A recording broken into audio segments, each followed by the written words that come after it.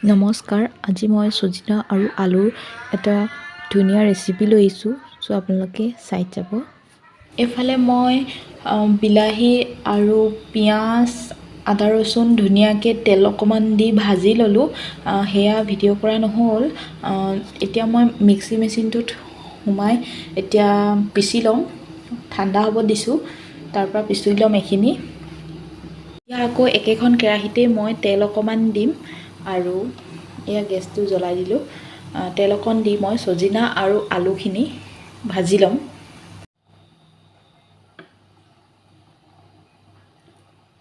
তেল পকি গৈছে, এতিয়া আমি সজিনা আৰু আলুখিনি ইয়াত দি দিম।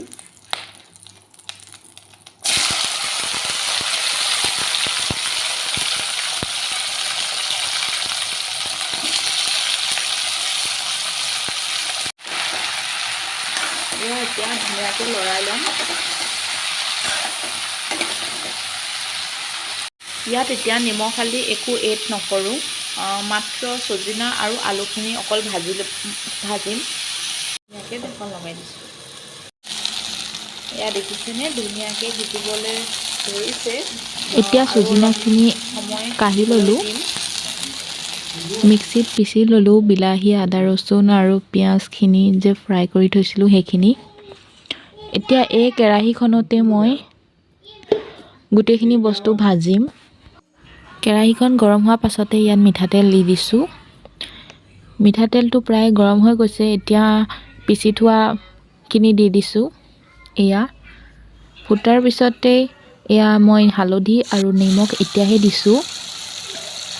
এয়া ভালদৰে লৰাই দিছোঁ।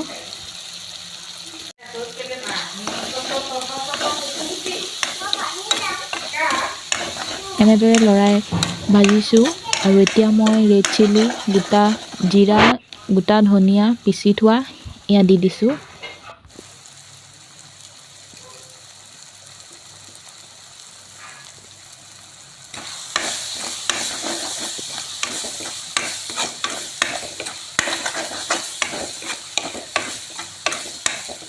তলত লাগি যোৱা যেন হৈছে, তেতিয়াহ'লে আমি লৰাই লৰাই ভাজি থাকিব লাগিব কেৰাহীখন এৰি নিদিয়ালৈকে।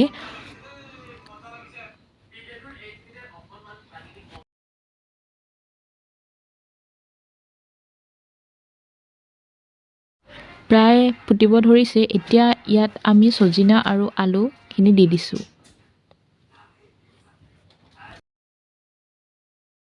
ভালদৰে লৰাই মেলি এতিয়া ঢাকি দিছোঁ অলপ সময়ৰ কাৰণে।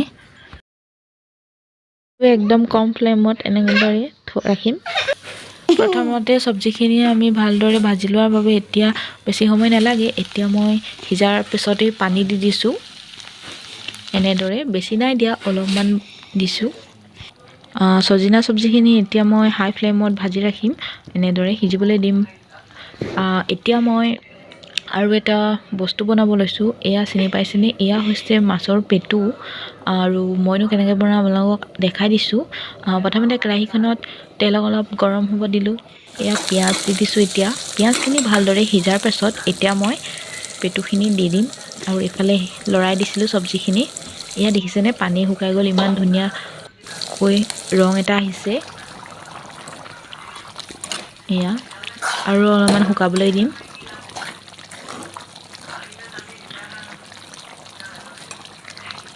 প্ৰায় সিজিয়ে গৈছে ধুনীয়াকৈ। এতিয়া এয়া দেখিছেনে মাছৰ পেটু খিনি দি দিছোঁ ইয়াত। গেছটো একদম কম ফ্লেমত কৰি এয়া ভালদৰে ফুটিব ধৰিছে। আৰু এই সজিনা চব্জিখিনিত মই এতিয়া লাষ্ট ধনিয়া দি দিছোঁ, গোন্ধটো আৰু ভাল হ'বলৈ। এনেদৰে লৰাই নমাই থ'ম আৰু। তো আপোনালোকো এনেদৰে সজিনা চব্জি বনাই ৰুটি বা ভাতৰ লগত পৰিৱেশন কৰিব পাৰে, বহুত ধুনীয়া লাগে খাই। এতিয়া মাছৰ কণীখিনি প্ৰায় আমাৰ সিজি গৈছে, এয়া দেখিছেনে? কোনে কোনে মাছৰ কণী খাই ভাল পায় বাৰু? আৰু মাছৰ কণীখিনি দেখিছেনে কিমান ধুনীয়া এটা কালাৰ আহি গৈছে, প্ৰায় সিজিয়ে গৈছে। তো আজি আমাৰ এয়াই আছিল। তো এইফালে মাছৰ কণী, ইফালে সজিনাৰ চব্জি। তো এয়া দেখিছেনে, মই এনেদৰে দেখাই দিছিলোঁ। তো ফাইনেলি এতিয়া মই ভাত বাঢ়ি দিছোঁ। এয়া সজিনা চব্জি, ভাত আৰু কণীৰ মাছৰ কণী এয়া দেখিছেনে তো আজিৰ ৰেচিপিটো এয়াই আছিল যদি আপোনালোকে চাই ভাল পালে তেনেহ'লে আপোনালোকো ট্ৰাই কৰি চাব যদিহে নাই এনেদৰে বনাই পোৱা নাছিলে চ' আজি ভিডিঅ'টো চোৱাৰ বাবে ধন্যবাদ